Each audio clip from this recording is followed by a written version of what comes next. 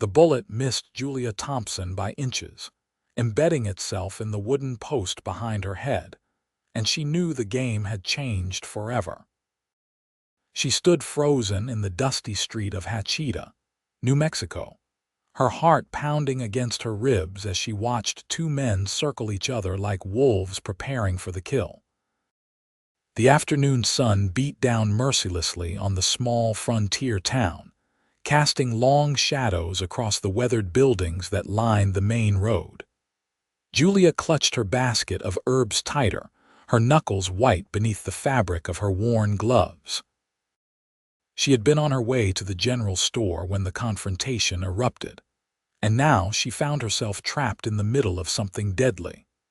The taller of the two men wore a dusty black hat pulled low over his eyes, his hand hovering near the revolver at his hip. The other man, shorter and stockier, already had his weapon drawn, smoke still curling from the barrel. Neither seemed to notice or care that Julia stood mere feet away, her life hanging in the balance of their masculine fury. "I said you cheated," the shorter man snarled, his face red with rage and whiskey. "And I said you are a fool who cannot count cards," the taller man replied, his voice steady and calm despite the danger.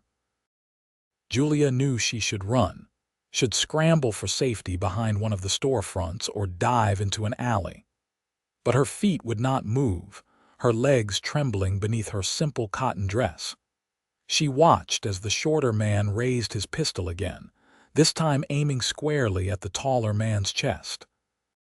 Time seemed to slow, the world narrowing to the moment before violence erupted once more. Then everything happened at once.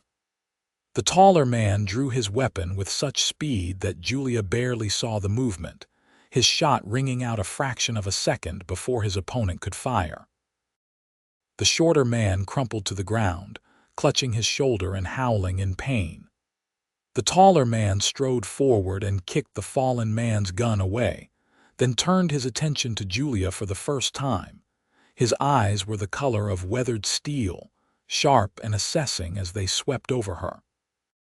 Julia felt her breath catch, not from fear but from something else entirely, something she could not quite name. He was younger than she had first thought, perhaps 26 or 27, with a strong jaw shadowed by several days' worth of stubble. Dust covered his clothes and boots, suggesting he had been riding hard before arriving in Hachita.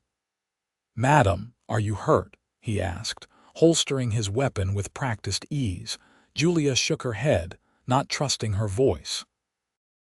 She was 19 years old and had lived in Hachita for the past 3 years, ever since her father had died and left her nothing but debts and the small cabin on the edge of town. In that time, she had learned to keep her head down, to speak when spoken to, and most importantly, to hide the keen intelligence that had always set her apart. Women were not valued for their minds in this harsh land, and Julia had discovered that life was easier when people thought her simple and sweet. "I am fine," she finally managed, dropping her gaze to the ground as was expected of a proper young woman. "Thank you for your concern, sir." The man studied her for a moment longer, then nodded and turned his attention to the wounded man on the ground. Other townspeople had begun to emerge from their hiding places now that the shooting had stopped. The sheriff, a portly man named Douglas who spent more time drinking than enforcing the law, waddled over from his office across the street. "What happened here?" Sheriff Douglas demanded, though his tone held no real authority. "Self-defense," the taller man said simply. This fellow took exception to losing at cards and decided to express his displeasure with bullets. "I would prefer not to have been shot, so I defended myself." Several witnesses nodded in agreement, having watched the confrontation from behind windows and doorways. Sheriff Douglas sighed and gestured to two men to help the wounded gambler to the doctor's office. As the crowd began to disperse, Julia felt the stranger's eyes on her once more. "Allow me to escort you," "Wherever you were headed," he said, offering his arm. "The streets are clearly not safe for a lady alone." Julia wanted to refuse, wanted to insist that she could manage on her own as she always had. But refusing would draw attention, would mark her as unusual or difficult. So she placed her hand lightly on his arm and allowed him to guide her toward the general store. "I am Nathan Northwood," he said as they walked. "I arrived in Hatcheta this morning, looking for work. I have experience with cattle, horses, and general ranch work. Do you know of anyone hiring?" "The Rawlings Ranch is always looking for hands," Julia replied, keeping her voice soft and pleasant. "They are about 5 miles north of town. Mr. Rawlings is fair from what I hear, though he works his men hard." "Fair is all a man can ask for," Nathan said. He glanced down at the basket she carried, noting the various plants and herbs within. "You are an herb woman." "I grow a garden," Julia said carefully. "I sell what I can to help make ends meet. It is not much, but it keeps me fed." They reached the general store, and Julia gently extracted her arm from Nathan's. She could feel the curious stares of other townspeople, could already imagine the gossip that would spread before sunset. A young woman walking with a stranger, a man who had just shot someone in the street. Her reputation, already precarious given that she lived alone without family to protect her, would suffer. "Thank you again for your assistance," Julia said, preparing to enter the store.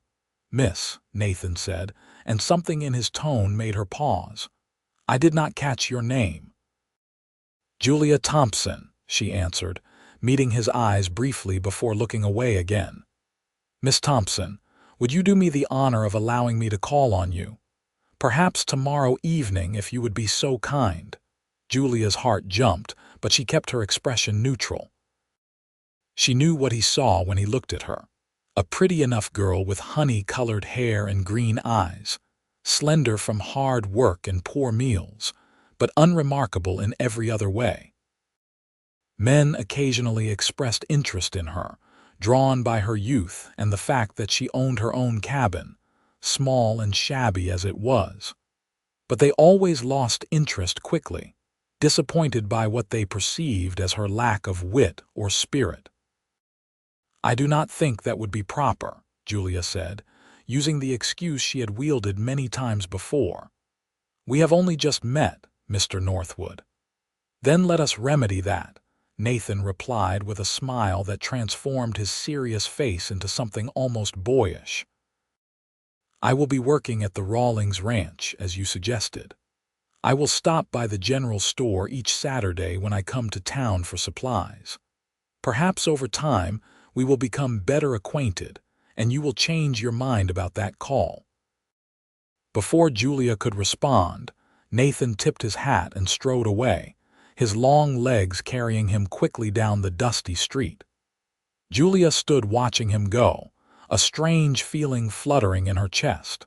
She shook her head, dismissing the sensation, and entered the store to conduct her business. Mr. Henderson, who owned the general store, greeted her with his usual jovial smile.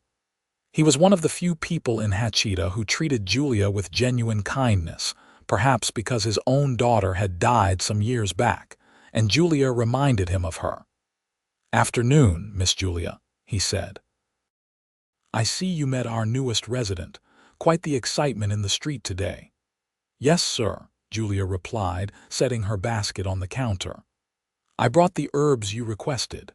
Sage, lavender, and chamomile, all fresh cut this morning." Mr. Henderson examined the herbs carefully, nodding his approval. "Fine quality as always. Your garden must be thriving despite this heat." "I water it carefully and pray for the best," Julia said with a small smile. As Mr. Henderson counted out her payment, Julia's mind wandered to Nathan Northwood. She knew she should not allow herself to think of him, should not entertain even the smallest hope that he might be different from other men. Her intelligence was both her greatest gift and her heaviest burden. As a child, She had devoured every book she could find, absorbing knowledge like parched earth soaking up rain. Her father, an educated man himself, had encouraged her learning until his death, never understanding that he was preparing her for a world that did not exist, a world where women's minds were valued as much as their domestic skills. After his death, Julia had quickly learned that intelligence in a woman was viewed as unfeminine, threatening, even unnatural. Men did not want wives who could discuss philosophy or mathematics. They wanted companions who would smile pleasantly, manage their households, and never challenge their authority. So Julia had taught herself to hide, to pretend to be less than she was. It was a kind of death, slow and suffocating, but it was survival. "You look troubled, dear," Mr. Henderson observed, pulling Julia from her thoughts. "Just tired," Julia assured him, collecting her coins and tucking them into the small purse she kept tied to her waist. "Thank you for your business, Mr. Henderson. Thank you for the herbs. And Julia, be careful walking home. With strangers riding into town and guns going off in the streets, well, these are uncertain times." Julia promised to be careful and left the store, heading back toward her cabin at the edge of town. The sun had begun its descent toward the horizon, painting the sky in shades of orange and pink. The landscape around Hachita was harsh and beautiful in equal measure, all scrubby desert plants and distant mountains that seemed to shimmer in the heat. Julia had grown to love this unforgiving land, finding peace in its honesty. The desert did not pretend to be anything other than what it was. Her cabin came into view, a small structure with weathered wooden walls and a roof that leaked when it rained. But it was hers, paid for with her father's life insurance after she had settled his debts. She had a garden out back, carefully tended and shielded from the worst of the sun by a makeshift awning. She had chickens in a small coop, books hidden beneath her bed, and her freedom. It was not much, but it was enough. As Julia approached her front door, she noticed something that made her stop in her tracks. There, on her small porch, sat a package wrapped in brown paper. She looked around carefully, but saw no one nearby. Cautiously, she picked up the package and carried it inside, setting it on her kitchen table while she lit a lamp against the gathering darkness. The package was addressed to her in neat, masculine handwriting. Julia's hands trembled slightly as she unwrapped it, revealing a book. Not just any book, but a copy of John Stuart Mill's The Subjection of Women, published just a few years earlier in 1869. Julia's breath caught in her throat. This was exactly the kind of book she would want to read, the kind of book she had heard about but never dreamed of owning. But who would send it to her? Who even knew that she would appreciate such a gift?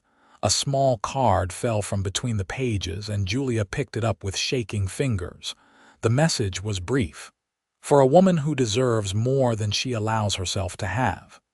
There was no signature, but Julia knew. Somehow, Nathan Northwood had seen through her carefully constructed facade. The realization both terrified and thrilled her. She should return the book, should make it clear that she had no interest in such things, should protect herself from the danger of being truly seen. But instead, Julia found herself opening to the first page and beginning to read, her hunger for knowledge overwhelming her caution. The next few weeks passed in a strange blur of routine and anticipation. Julia tended her garden, sold her herbs, and lived her quiet life as she always had. But now there was Nathan, appearing each Saturday just as he had promised, always finding a reason to stop by wherever Julia happened to be.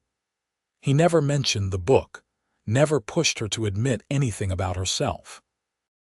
Instead, he talked to her about his work at the Rawlings Ranch, about the horses he was training, about the land and weather and small details of daily life. But Julia began to notice something unusual about these conversations. Nathan had a way of asking questions that invited deeper thought, of presenting observations that challenged her to respond with more than simple pleasantries. He never did it overtly, never in a way that would draw attention from others who might be listening. But slowly, carefully, he was coaxing her real self out of hiding. "I was thinking about the drought," Nathan said one Saturday afternoon as they stood outside the general store. "Seems to me there ought to be a way to capture more water when it does rain, store it somehow for the dry times. But I cannot puzzle out how it might be done practically." Julia felt the familiar itch to share her thoughts, to discuss the problem and potential solutions. She had actually read extensively about irrigation and water management in one of her father's old agricultural journals. But she caught herself, remembering who she was supposed to be. "I am sure someone clever will figure it out," she said blandly, studying the ground. "Someone clever like you, perhaps?" Nathan suggested gently. Julia's head snapped up, her eyes meeting his. For a long moment, they simply looked at each other, and Julia felt as if he could see straight through to her soul. It was terrifying and exhilarating all at once. "I should go," Julia whispered, breaking eye contact and hurrying away before she could do something foolish like tell him the truth. But that night, lying in her bed with moonlight streaming through her window, Julia found herself thinking about Nathan's words. "Someone clever like you." When had anyone ever suggested that she might be clever? When had anyone ever looked at her as if she might have something valuable to offer beyond cooking and cleaning? The book he had given her sat on her bedside table, and Julia ran her fingers over its cover. She had read it 3 times already, absorbing every word, every argument.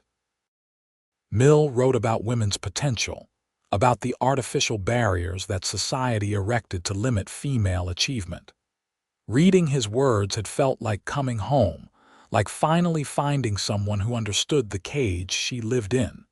Julia made a decision then, reckless and dangerous and necessary. The next Saturday, when Nathan appeared at her garden gate, she invited him inside for coffee. It was bold, possibly even scandalous, but Julia was suddenly tired of hiding, tired of being half a person. Nathan accepted the invitation with a solemn nod, as if he understood the significance of the gesture. Julia led him into her small cabin, acutely aware of how humble her surroundings were. But Nathan did not seem to notice or care about the worn furniture or the patches in her curtains. His attention was entirely on her. "Thank you for the book," Julia said as she poured coffee into 2 chipped cups. "It was thoughtful." "You read it?" Nathan asked, though his tone suggested he already knew the answer. "Yes." Julia handed him a cup and sat down across from him at her small kitchen table. "I have questions about some of his arguments, particularly regarding women's education and its relationship to natural rights versus utilitarian principles." The words tumbled out before she could stop them, her real voice emerging after years of suppression. Julia waited for Nathan to look surprised or disappointed or offended. Instead, his face broke into a wide smile. "I was hoping you would say something like that," he admitted. "From the moment I first saw you in the street, I sensed there was more to you than you let on. The way you watched everything, the intelligence in your eyes even as you kept your head down. Then I made inquiries and learned you lived alone, kept yourself apart from town gossip, spent what little money you had on books according to Mr. Henderson." "He told you that?" Julia asked, feeling betrayed. "Do not blame him." "I told him I was interested in courting you, asked what your interests were. He mentioned, quite innocently, that you special ordered books sometimes, which seemed unusual for a woman in your circumstances. Everything else I guessed." Julia took a sip of her coffee, trying to process this information. "Why?" she finally asked. Why go to such trouble to understand me? Nathan leaned forward, his steel-gray eyes intense. Because, Julia Thompson, I have been traveling this territory for 5 years, working ranch after ranch, town after town. And in all that time, I have never met a woman who intrigued me the way you do. Most women I meet are either exactly what they seem or they are trying too hard to be something they are not. But you are hiding something real, something precious. I wanted to know what it was. And now that you know, Julia challenged, her heart pounding. Now that you see I am not the simple, sweet girl everyone thinks I am. Does it disappoint you to learn I read philosophy and think about irrigation systems? Disappoint me, Nathan laughed, a rich, warm sound that filled Julia's small cabin. Julia, your mind is what I love most about you. The fact that you have one and actually use it, that you think deeply about things, that you hide brilliance behind a mask of mediocrity because the world is too small-minded to appreciate what you offer. That does not disappoint me. It makes me angry that you have to hide, and it makes me determined to create a space where you do not have to anymore. Julia felt tears prick her eyes. No one had ever said anything like that to her before, had ever valued the part of herself she had learned to despise and conceal. You barely know me, she managed to say. Then let me know you, Nathan said simply. The real you, not the pretend version you show the town. Let me court you properly, Julia, and let us see where this leads. Over the following months, Julia and Nathan built something neither had expected to find in the harsh landscape of southern New Mexico. Nathan proved true to his word, creating a space where Julia could be fully herself.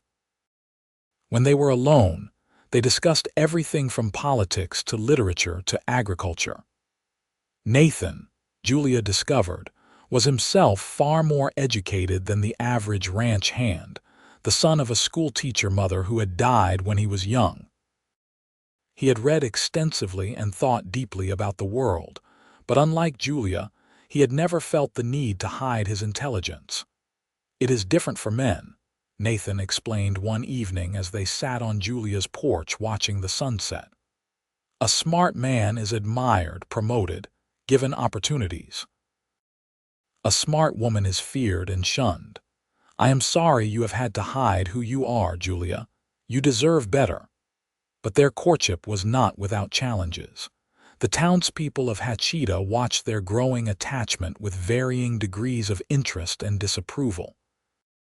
Some thought it romantic that the handsome ranch hand had chosen the quiet herb woman. Others whispered that Nathan could do better, that Julia was odd and standoffish, possibly putting on airs above her station. The real trouble came from Tom Rawlings, the owner of the ranch where Nathan worked. Rawlings had a daughter named Sarah, a pretty girl of 20 who had set her cap at Nathan almost from the moment he arrived. Sarah was everything Julia was not, vivacious and social, always laughing and flirting, comfortable in groups and skilled at feminine wiles. When it became clear that Nathan was courting Julia instead, Sarah was not pleased. I do not understand what you see in her, Sarah said to Nathan one day, her voice carrying across the ranch yard where Julia had come to bring Nathan a lunch she had prepared. Julia froze behind the barn, not wanting to be caught eavesdropping but unable to move away. I see a remarkable woman, Nathan replied, his tone cool.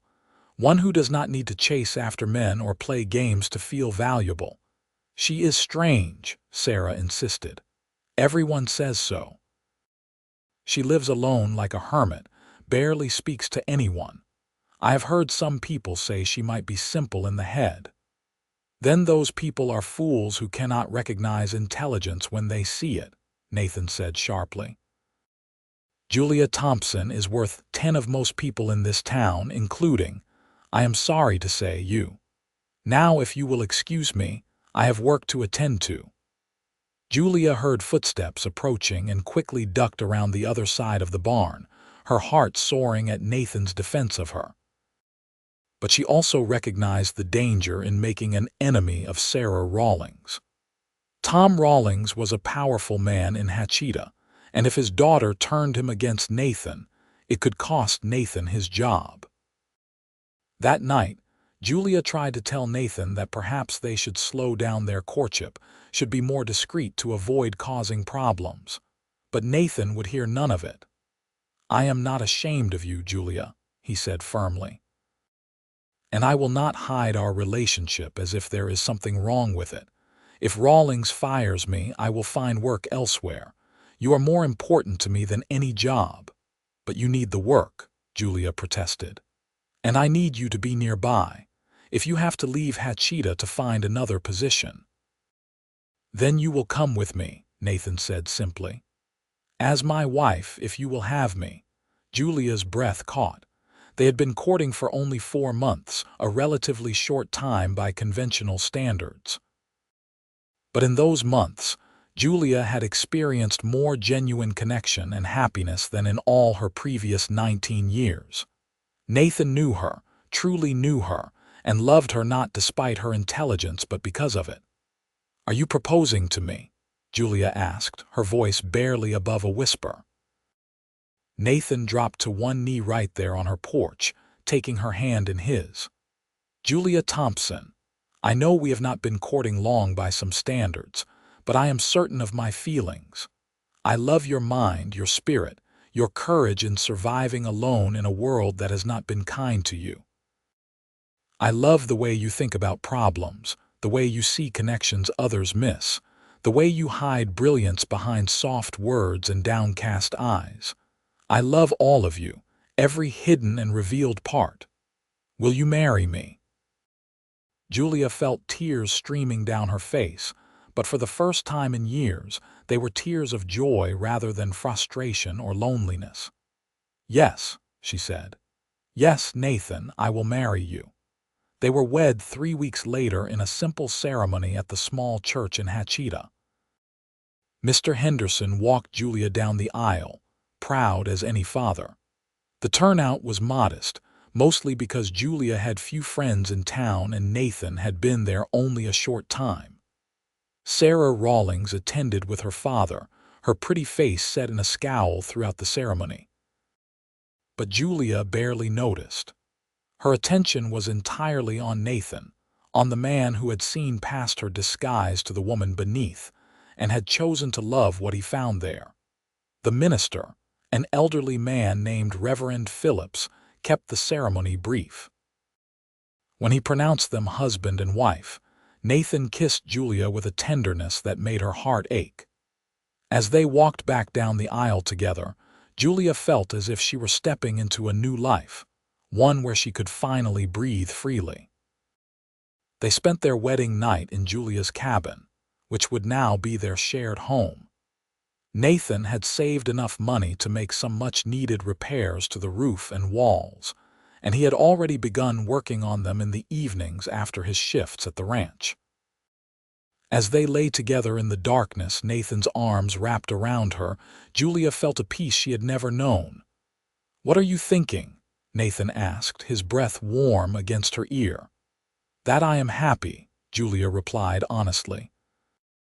"That for the first time in my life, I do not have to pretend to be someone I am not. That I have a partner, not just a husband." "You will always have that with me," Nathan promised. "I married you for your mind as much as anything else, Julia. I want to hear your thoughts, your ideas, your opinions on everything. Promise me you will never hide from me." "I promise," Julia whispered, and she meant it with every fiber of her being. The first months of their marriage were blissful despite the hard work required to survive in Hatcheta. Nathan continued working at the Rawlings ranch while Julia tended her garden and sold her herbs. But now, they were a team, discussing everything from household finances to land management to the political situation in Washington. Nathan encouraged Julia to read widely and share what she learned, often bringing her newspapers and books from town. It was Julia who first proposed the idea that would change their lives. They had been married for 6 months when a severe drought struck the area, threatening crops and livestock throughout southern New Mexico. The Rawlings Ranch was suffering along with every other operation, and Tom Rawlings was growing desperate for solutions. "There has to be a way to capture and store water more efficiently," Julia mused one evening as she and Nathan discussed the crisis. "The problem is that when rain does come, it runs off too quickly, and we cannot access the groundwater that must exist beneath the surface." Nathan sat up, his eyes bright with interest. "Go on."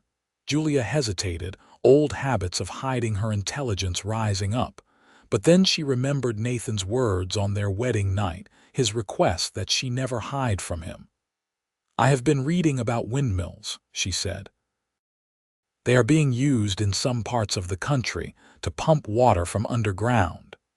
If we could install windmills at strategic points on the ranch, we could access deeper water sources and fill storage tanks.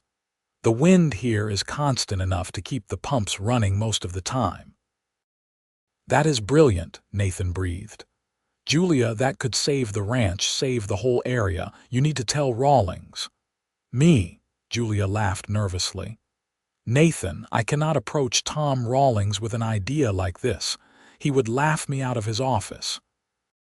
Or worse, he would listen just because I am your wife and then dismiss the idea because it came from a woman." Nathan frowned, knowing she was right. The reality of their situation was that even the best idea would be ignored if it came from a woman's lips. "Then we will present it as my idea," he said finally. "Nathan, no," Julia protested. "That is not right. I cannot ask you to take credit for my thinking." "You are not asking. I am offering," Nathan said firmly. "Julia, I know it is not fair. I know you deserve recognition for your intelligence and your solutions. But right now, practicality matters more than pride. If this idea can help people, help the ranch, then we need to present it in whatever way will make it most likely to be accepted. Once it is working, once people see the results, then we can be more honest about where it came from."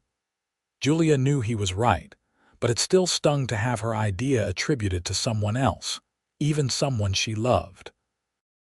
This was the reality of being a woman in 1873, of having a mind that society refused to value. But she nodded her agreement, and Nathan went to Tom Rawlings the next day with the windmill proposal. Rawlings was skeptical at first but desperate enough to consider any solution. Nathan explained the concept clearly, having discussed every detail with Julia the night before. He talked about the mechanics of windmill water pumps, about strategic placement to maximize efficiency, about storage tanks and distribution systems. Rawlings listened, asked questions, and finally agreed to let Nathan implement the plan on a trial basis. Over the next 2 months, Nathan worked tirelessly to build and install the first windmill, following Julia's detailed designs and calculations. Julia herself could not be openly involved, but she spent every evening helping Nathan plan and problem solve.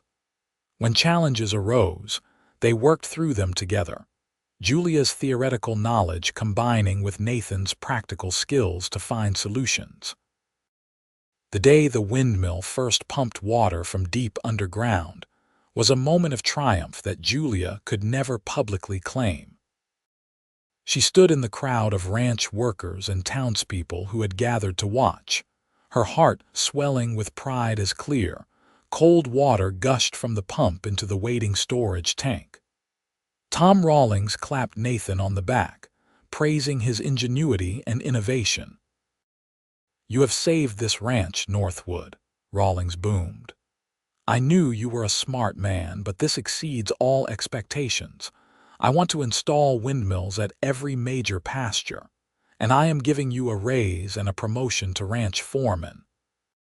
Nathan accepted the praise and the promotion, but that night he came home and laid the entire bonus payment Rawlings had given him in Julia's hands. "This is yours," he said quietly. Your intelligence, your idea, your design. I am just the face that presented it to the world." Julia looked at the money, a sum larger than she had ever held in her life, and felt tears on her cheeks. "It is not about the money," she said. "I just wish I could have stood there today and been acknowledged for what I contributed. Is that so wrong?" "It is not wrong at all," Nathan said, pulling her into his arms.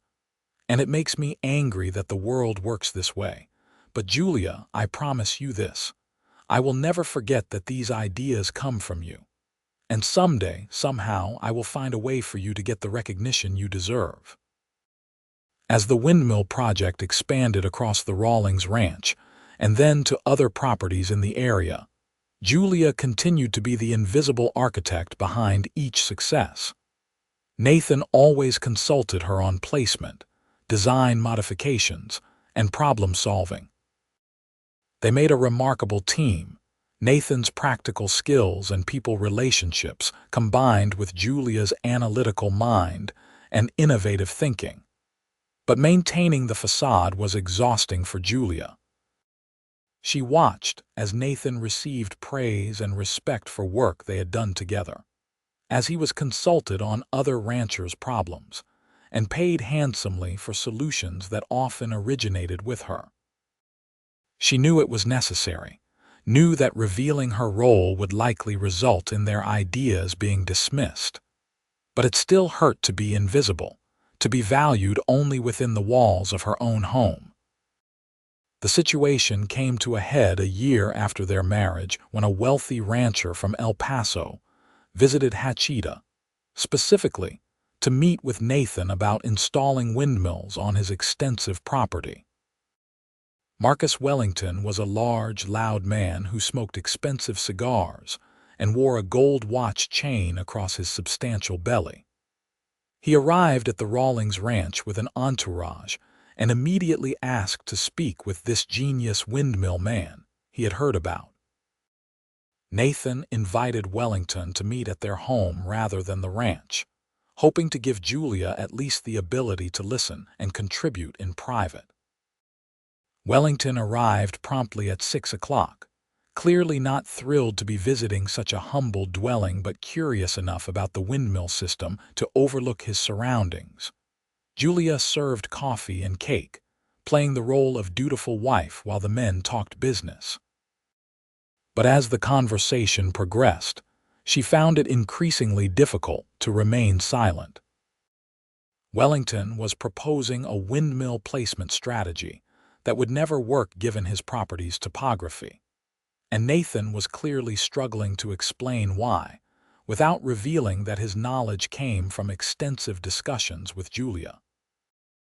"I am telling you, Northwood, that is where the cattle gather, so that is where the windmill should go," Wellington insisted, tapping his finger on the rough map he had drawn. "But the wind patterns," Nathan began, then faltered, unsure how to explain Julia's complex analysis of prevailing winds and their interaction with geographic features. Julia could not stand it anymore. She set down her coffee pot and walked to the table, looking at Wellington's map. "The problem is that the hills to the west will create wind shadows in that location," she said clearly. "The windmill will not turn consistently enough to pump adequate water. You would be better placing it here, where it will catch the crosswinds from the canyon." Wellington looked up at her as if seeing her for the first time, his expression a mix of surprise and annoyance. "Madam, I appreciate your interest, but perhaps you should leave the engineering to the men." "My wife has studied these matters extensively," Nathan said, his jaw tight. "She is correct about the wind patterns." "Your wife has studied engineering," Wellington laughed, not unkindly but dismissively. "That is charming, Northwood. I am sure she has read a book or two, but I need expert advice, not a housewife's opinion." Julia felt her face flush, anger and humiliation warring within her. She opened her mouth to respond, to defend herself and her knowledge, but Nathan stood abruptly. "Mr. Wellington, I think we are done here," Nathan said coldly. You want expert advice, and my wife has given it to you. If you are too foolish and prejudiced to accept it because of her gender, then you can take your business elsewhere." Wellington's face turned red. "Now see here, Northwood. I came all the way from El Paso because I heard you were the best. I am prepared to pay handsomely for your expertise." "My expertise comes from working closely with my wife," Nathan said flatly. "Julia is the mind behind the windmill placement designs, the calculations, the modifications that have made the system so successful. I am the hands that implement her ideas. So if you want my help, you need to accept that you will be taking direction from both of us, or you can leave." Julia stared at Nathan, her heart pounding. He was risking everything: his reputation, his income, their financial security, all to defend her and acknowledge her contributions. It was foolish and brave, and exactly why she loved him. Wellington looked between Nathan and Julia, clearly struggling with this information. Finally, he sighed heavily and sat back down. "All right, Mrs. Northwood, explain to me why my plan will not work and what you suggest instead." For the next 2 hours, Julia laid out a comprehensive water management strategy for Wellington's property, explaining the principles of wind dynamics, water table depth, and efficient distribution. She drew detailed diagrams, performed calculations, and answered Wellington's increasingly respectful questions. By the time the meeting concluded, Wellington had agreed to pay them twice his original offer and had promised to tell other ranchers that Nathan and Julia Northwood were a team. After Wellington left, Julia collapsed into a chair, her hands shaking from the adrenaline and emotion of finally being acknowledged. Nathan knelt beside her, taking her hands in his. "Are you all right?" he asked gently. "You risked everything," Julia said, tears streaming down her face. "You could have lost that contract, lost your reputation. Why would you do that?" "Because I meant what I said on our wedding night," Nathan replied. "Your mind is what I love most about you, Julia, and I am tired of watching you hide it, tired of taking credit for your brilliance. If the world cannot accept that you are my equal and my partner in this work, then the world can go to hell." Julia laughed through her tears and pulled Nathan close, holding him as if he might disappear. "I love you," she whispered. "I love you so much." The Wellington contract changed everything for them. Wellington was true to his word, spreading the news that the Northwoods were a team, and that Julia was the true genius behind their water management systems. Some men refused to work with them after learning that a woman was involved, their prejudice too strong to overcome even for practical benefit. But others, desperate for solutions to the chronic water shortages plaguing the region, were willing to overlook Julia's gender in favor of her expertise. Over the next 2 years, Nathan and Julia built a thriving business together.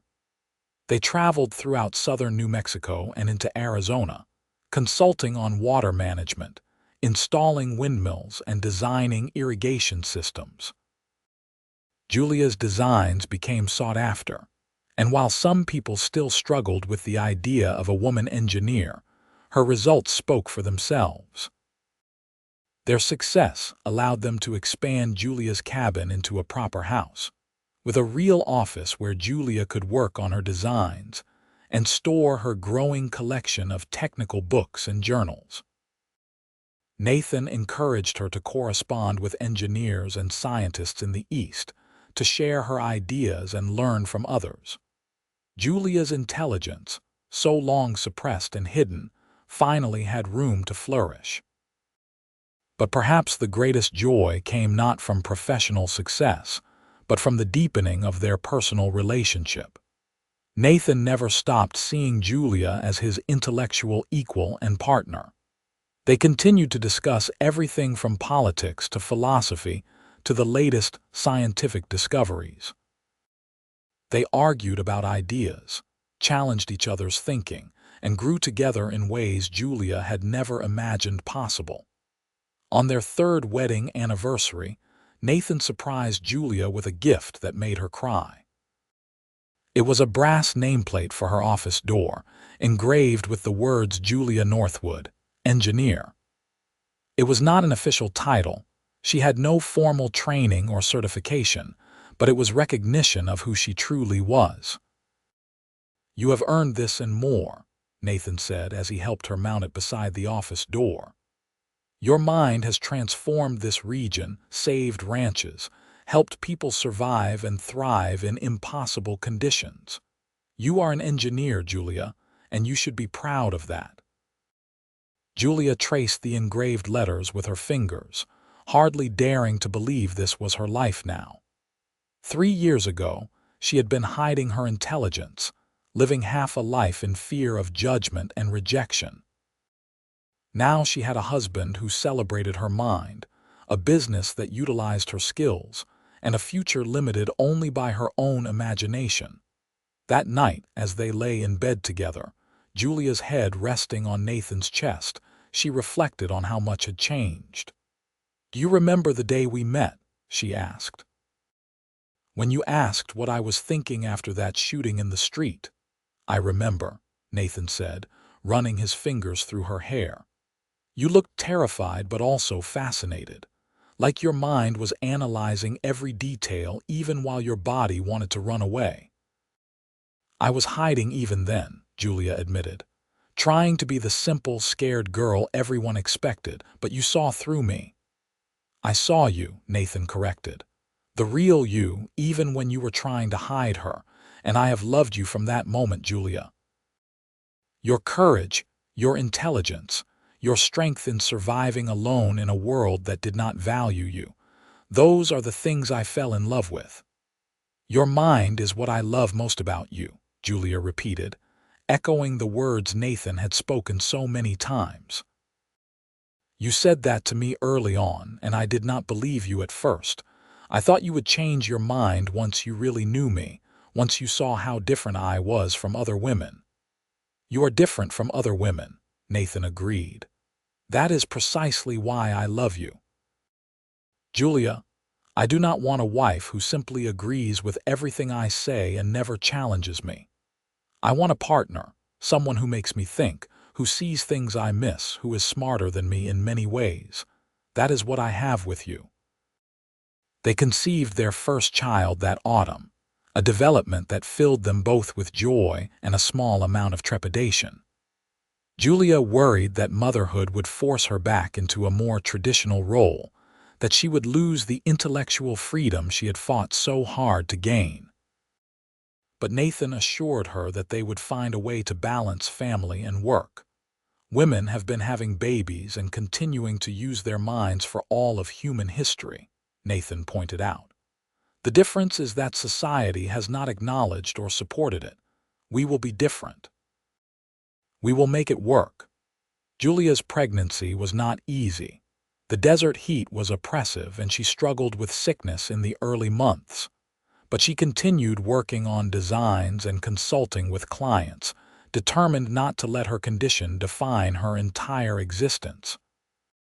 Nathan supported her completely, taking on more of the physical installation work, while Julia focused on the engineering and planning. Their son was born in early spring of 1876, a healthy baby with Nathan's steel-gray eyes and Julia's determined expression. They named him James, after Julia's father, and he brought a joy to their lives that neither had anticipated.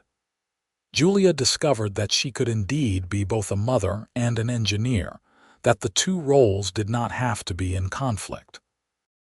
Nathan was a devoted father, sharing the work of caring for James in a way that was highly unusual for the time.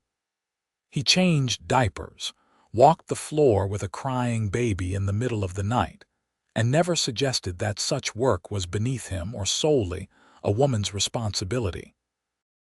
They were partners in parenting just as they were partners in work and life. As James grew from an infant into a curious toddler, Julia made sure he was exposed to learning and exploration. She read to him constantly, pointed out birds and plants and stars, encouraged his questions about how things worked. She was determined that her son would grow up knowing that intelligence was valuable regardless of gender, that his mother's mind was as important as his father's strength. The Northwood family's reputation continued to grow throughout the territory. Their water management systems had transformed marginal ranches into profitable operations, had helped small farmers survive droughts that would have otherwise destroyed them. Julia's innovations in windmill design had been adopted widely, and she was consulted on increasingly complex engineering problems. When James was 3, Julia received a letter that would change their lives once more. It came from the newly founded Agricultural and Mechanical College in Las Cruces, about 90 miles north of Hachita. The college's dean had heard of Julia's work and was inviting her to lecture on water management and agricultural engineering. It was an extraordinary opportunity, a chance for Julia to be recognized officially for her expertise and to share her knowledge with a wider audience. "You have to go," Nathan said immediately when Julia shared the letter with him. "This is exactly the kind of recognition you deserve." "But James," Julia protested, "and our business, I cannot just leave for days at a time." "James will be fine with me," Nathan assured her, "and the business will survive. Julia, this is important. You have the chance to influence the next generation of engineers, to show young men, and maybe someday young women, what is possible. You cannot turn that down out of fear."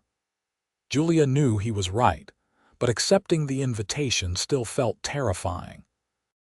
She would be the only woman lecturer at the college, would face skepticism and possible hostility from students and faculty alike. But she would also have a platform to share her ideas and to prove that a woman's mind could contribute meaningfully to the sciences. She accepted the invitation and traveled to Las Cruces the following month, leaving James in Nathan's capable care. The lecture was both exhilarating and exhausting. Some students were openly hostile, making it clear they resented being taught by a woman. But others were genuinely interested, asking intelligent questions and engaging seriously with her material. The dean himself was impressed, and he invited Julia to return for additional lectures throughout the academic year. Over the next several years, Julia established herself as one of the foremost experts on water management in the Southwest. She published papers in agricultural journals, always under her full name to make it clear she was a woman. She continued lecturing at the college and was eventually offered a permanent faculty position, though she had to turn it down because it would have required relocating to Las Cruces and leaving behind the business she and Nathan had built together. Their family grew as well. Julia gave birth to a daughter, Grace, when James was 4, and then another son, Daniel, 2 years after that. Each child was welcomed with love and excitement, and each was raised in a household that valued education and independent thinking. Julia and Nathan made sure their children understood that their mother's work was important, that intelligence in women was not something to be hidden or ashamed of. As the children grew, they often accompanied Julia on consulting trips, learning about engineering and water systems firsthand. James showed an early aptitude for mechanical work, while Grace demonstrated a sharp mathematical mind. Daniel was still too young to show clear interests, but he was curious about everything, constantly asking questions and demanding explanations. By 1885, 12 years after Julia and Nathan had married, they had become one of the most successful and respected families in southern New Mexico. Their water management business served clients throughout the territory and into neighboring states. Julia's innovations had been adopted across the Southwest, helping countless people survive and prosper in an unforgiving climate. And perhaps most importantly, they had raised their children in a home where intelligence was celebrated and gender was not a barrier to achievement. But success had not changed the fundamental nature of their relationship. Nathan still consulted Julia on every decision, still valued her opinion and insight above all others. They still spent evenings discussing ideas and challenges, still challenged each other to think more deeply and see problems from new angles. And Nathan still told Julia, regularly and sincerely, that her mind was what he loved most about her. One evening, as they sat on the porch of their now substantial home watching the sunset paint the desert in shades of gold and purple, Julia reflected on how far they had come from that day in Hachita's dusty street, when a bullet had missed her by inches, and a gray-eyed stranger had seen through her disguise. "What are you thinking?" Nathan asked, the same question he had posed so many times over the years. "That I am grateful," Julia said simply. "For you, for our life together, for the chance to finally be myself without hiding. You gave me that, Nathan. You saw me when I was invisible to everyone else, including myself sometimes." "You were never invisible," Nathan said, taking her hand. "You were just surrounded by blind people. I simply had the good fortune to look closely enough to see what was there." "You looked, and you valued what you found," Julia amended. "That is what made the difference. Not just seeing my intelligence, but celebrating it, encouraging it, making space for it to grow. You gave me a life I never thought possible." "We gave each other that life," Nathan corrected. "Julia, I am not the hero of this story. You are. You are the one who survived alone, who taught yourself to hide in order to stay safe, who took the risk of showing me your real self despite all the reasons you had to stay hidden. You are the one who fought to use your mind even when the world told you that mind was worthless. I just had the privilege of being there to support you while you did it." Julia leaned her head on Nathan's shoulder, watching as their 3 children played in the yard, their laughter carrying on the evening breeze. James, now 12, was showing Grace and Daniel how to build a small water wheel in the irrigation ditch that ran alongside their property. Grace, 8 and serious, was making suggestions about the angle of the blades. Daniel, 6 and energetic, was mostly just splashing water and laughing. "You think Grace will face the same struggles I did?" Julia asked quietly. "Will she have to hide her intelligence, pretend to be less than she is?" "I hope not," Nathan said. "The world is changing, slowly but surely. Your work has shown people that women can excel in fields traditionally reserved for men. Grace will still face prejudice and barriers, but perhaps fewer than you did. And she will have something you did not have as a young woman, parents who celebrate her intelligence and support her ambitions. And a father who models what it looks like to value women's minds," Julia added. "That may be your greatest gift to our children, Nathan. You show our sons how to respect and partner with capable women, and you show our daughter what she deserves from the men in her life." They sat in comfortable silence as the sun dipped below the horizon and stars began to emerge in the darkening sky. After the children came inside, bathed and exhausted, and were tucked into their beds, Julia and Nathan retired to their own room. "I never asked you something," Julia said as they prepared for bed. "That first day when you left the book on my porch, how did you know I would be able to read it? How did you know I was educated enough to understand Mill's arguments?" Nathan smiled. "I took a chance, honestly. But there were clues. The way you carried yourself, the precision of your speech even as you tried to sound simple, the fact that you had survived alone for 3 years without family support. That takes intelligence and resourcefulness. And Mr. Henderson mentioned you special-ordered books, which suggested you could read well. So I gambled that you were not only literate but intellectually curious, and I was right. It was a good gamble, Julia agreed. That book was like a key unlocking a door I thought had been permanently sealed. Knowing that someone, anyone, understood the cage I lived in, that was transformative. And knowing you had given it to me, that you saw me and wanted to free me rather than trap me further, that was when I started to fall in love with you. I fell in love with you the moment you pretended to be scared and simple in that street, Nathan admitted. Because I could see the act for what it was, could see the sharp mind working behind those carefully downcast eyes. I thought, there is a woman worth knowing, a woman hiding something precious, and I was right about that too. Years continued to pass, each one bringing new challenges and triumphs. James grew into a fine young man, combining his mother's analytical thinking with his father's practical skills. He became an engineer in his own right, expanding the family business into new territories. Grace, to no one's surprise, proved to be brilliant at mathematics and eventually attended college back east, one of the first women to study engineering formally. Daniel found his calling in medicine, determined to bring better health care to the rural communities of the Southwest. Throughout it all, Julia and Nathan remained partners in the truest sense. They aged together, their hair graying and their faces weathering under the harsh desert sun.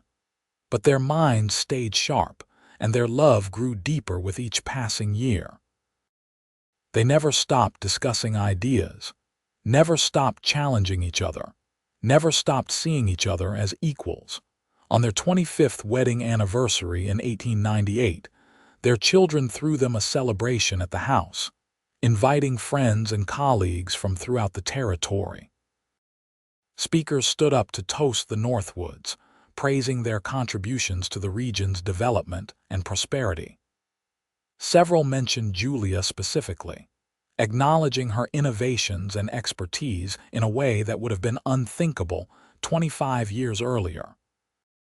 But the moment Julia treasured most came late in the evening when the guests had departed, and she and Nathan stood alone in their garden, the same garden she had tended as a lonely young woman before she met him. Nathan pulled her close, and they swayed gently to music only they could hear. 25 years, Nathan murmured. It feels like yesterday and like forever all at once. Would you do it again? Julia asked, a playful note in her voice.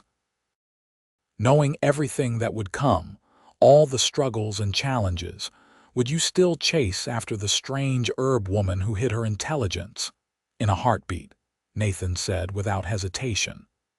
Julia, these 25 years have been the greatest adventure of my life.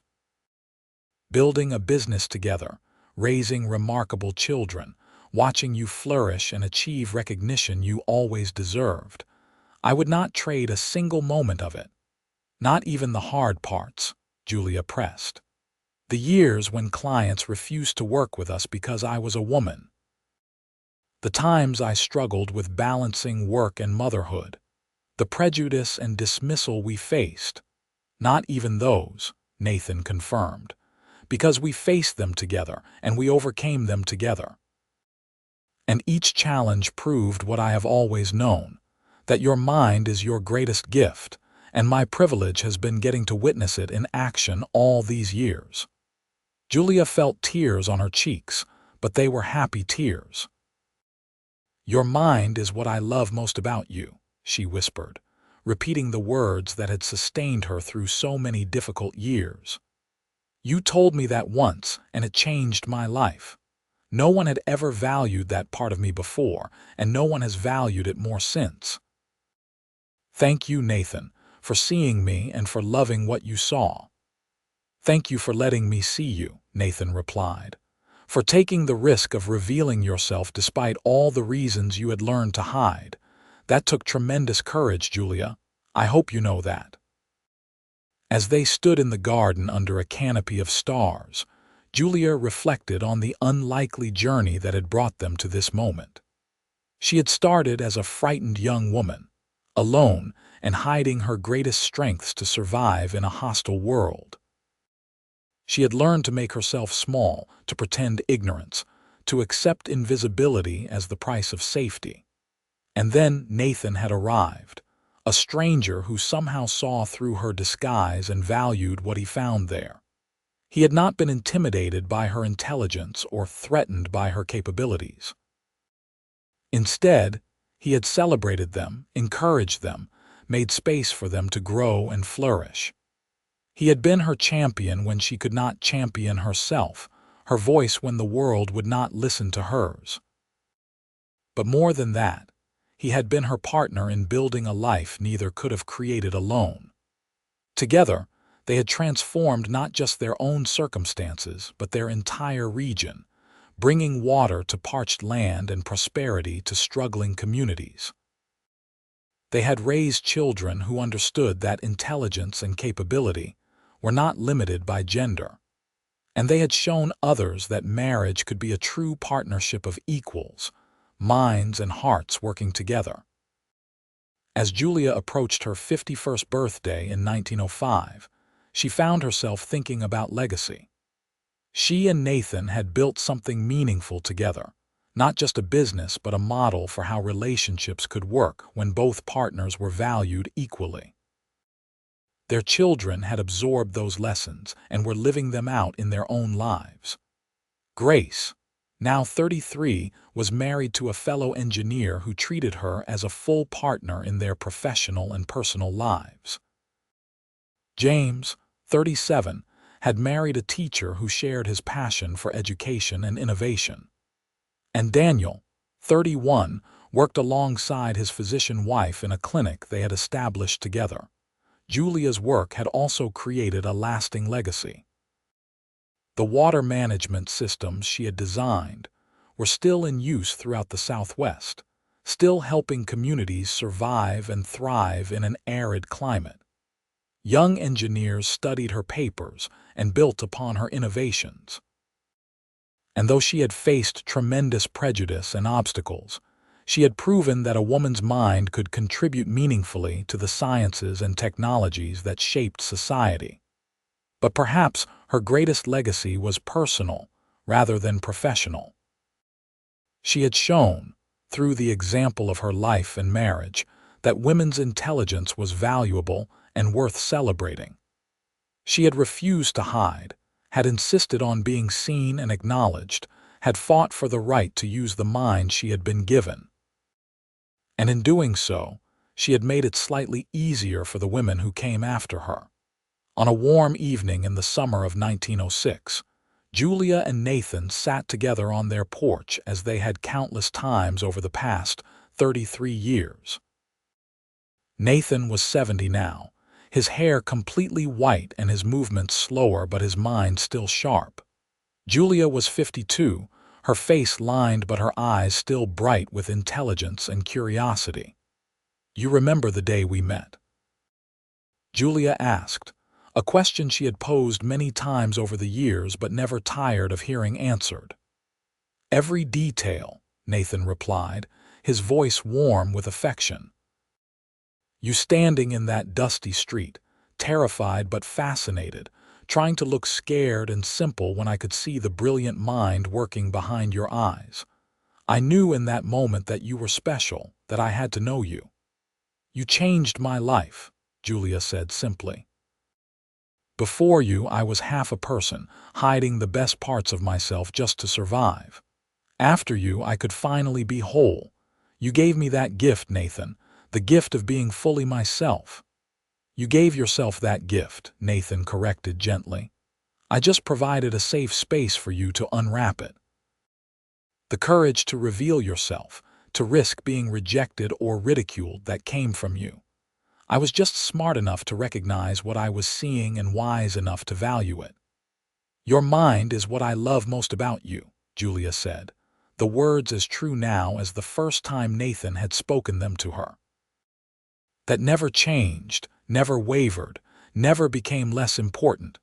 You loved me for my intelligence when the world told you to value only my domestic skills or my appearance. That made all the difference. "And I always will," Nathan promised. "Julia, you are the most remarkable person I have ever known. Your mind, your courage, your determination to be yourself despite everything, those are the qualities I have always loved most.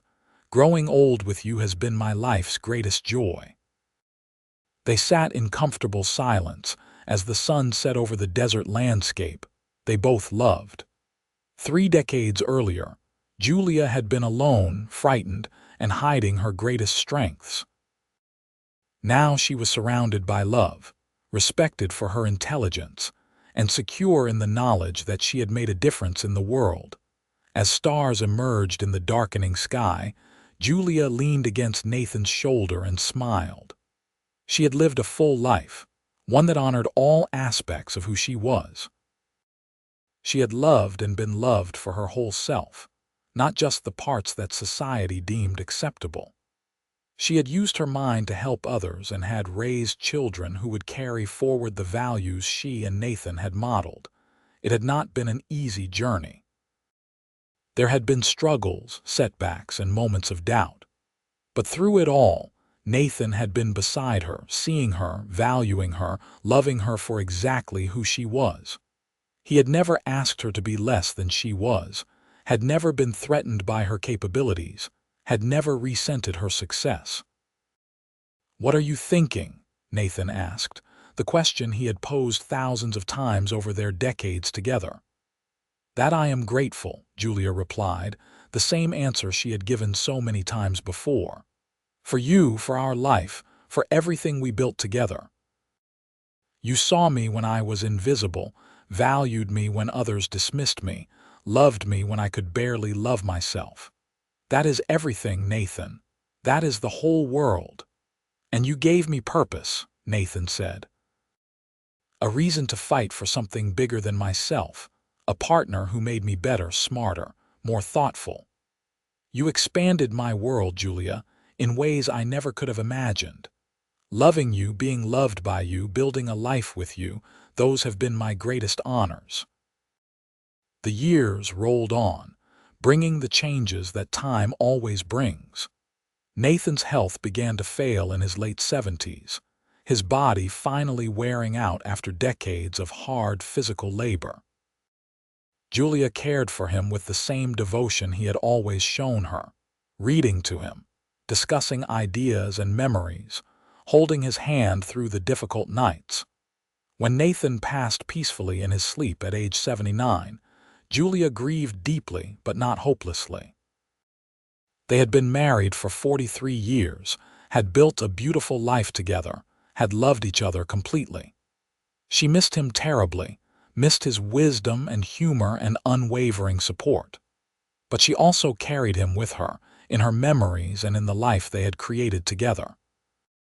Julia lived another 15 years after Nathan's death, remaining active in the engineering community and watching her grandchildren grow into remarkable adults.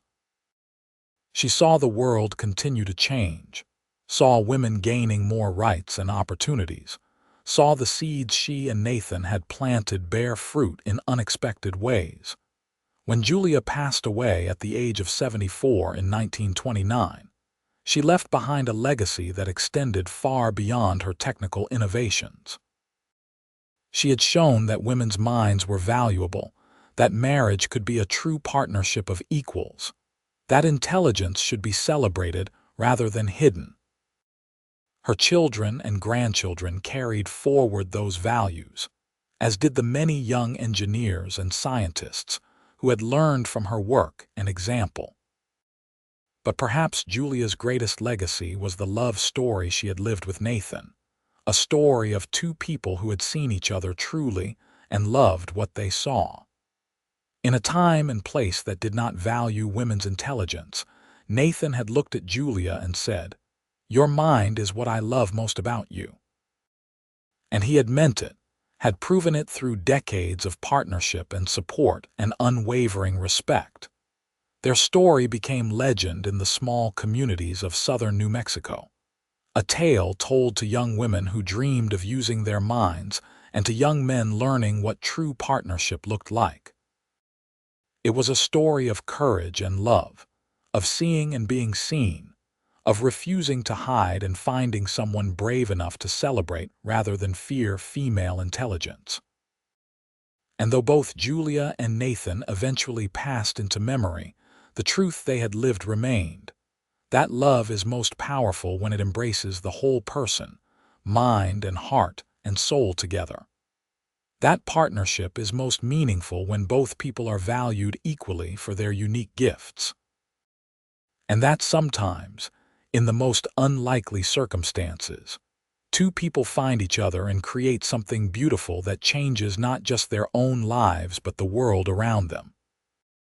In the years after Julia's death, her grandchildren discovered journals she had kept throughout her life, detailed accounts of her thoughts, her work, and her relationship with Nathan.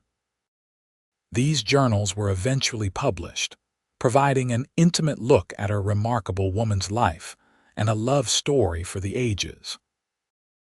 Readers across the country were moved by Julia's honesty about the struggles she had faced, the courage it had taken to reveal her true self, and the transformative power of being loved for her mind as much as anything else. The Northwood family home in Hatcheta, expanded over the years from Julia's small cabin, was eventually turned into a museum celebrating Julia's contributions to engineering and women's advancement.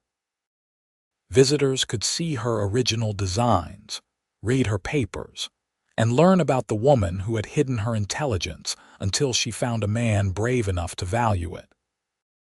But the most popular exhibit was always a simple brass nameplate, the one Nathan had given Julia on their 3rd anniversary, still bearing the words Julia Northwood, engineer.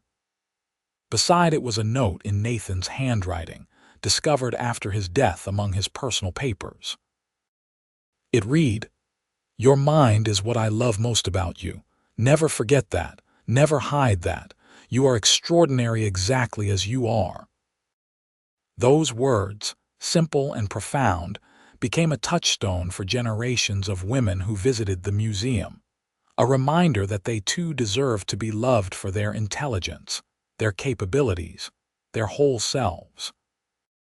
And they served as a challenge to men, inviting them to follow Nathan's example of celebrating rather than fearing female intelligence. The love story of Julia and Nathan Northwood endured because it represented something rare and precious, a relationship built on genuine respect, true partnership, and the radical notion that women's minds were as valuable as men's. In a time when society worked hard to keep women small and limited, they had created a space where Julia could be fully herself. And in doing so, they had proven that love is strongest when it honors all aspects of who we are, hidden and revealed, conventional and radical, expected and extraordinary. Their story reminded people that sometimes the most powerful thing we can do is truly see another person, to look beyond surfaces and expectations to the real human being underneath. And having seen them, to value what we find there, to celebrate it, to make space for it to flourish. That is what Nathan had done for Julia, and what Julia, in turn, had done for him. They had seen each other truly and loved what they saw, and that mutual seeing and loving had transformed both their lives and the world around them. As the years passed and the 20th century progressed, the world continued to change. Women gained the right to vote, more opportunities for education and professional advancement, greater recognition for their intellectual contributions. The battles Julia had fought became slightly easier for those who came after her, though prejudice and barriers certainly remained. But in quiet moments, in difficult times when women questioned their worth or wondered if they should hide their capabilities, many thought of Julia Thompson Northwood. They thought of a young woman who had learned to survive by making herself small, and of the man who had loved her for her mind, who had said those revolutionary words, "Your mind is what I love most about you." And remembering Julia and Nathan's story, They found courage to reveal themselves, to use their minds fully, to insist on being valued for their whole selves. They found inspiration to seek partners who would celebrate rather than fear their capabilities. And they found hope that love could be different, could be better, could be built on a foundation of mutual respect and genuine partnership. That was the true legacy of Julia and Nathan Northwood, not just the technical innovations or professional achievements, impressive as those were. Their legacy was the proof that love is most powerful when it honors intelligence, that relationships are strongest when built on equality, and that sometimes, against all odds, two people find each other and create something so beautiful it echoes across generations. In the dusty streets of Hachita, New Mexico, where their story had begun with a bullet missing Julia by inches, people still told tales of the woman who hid her intelligence and the cowboy who loved her for her mind. And those stories continued to inspire, to challenge, to invite people into a different way of seeing and loving and being in the world, a way that honored the fullness of who we are and who we can become when we find someone brave enough to truly see us.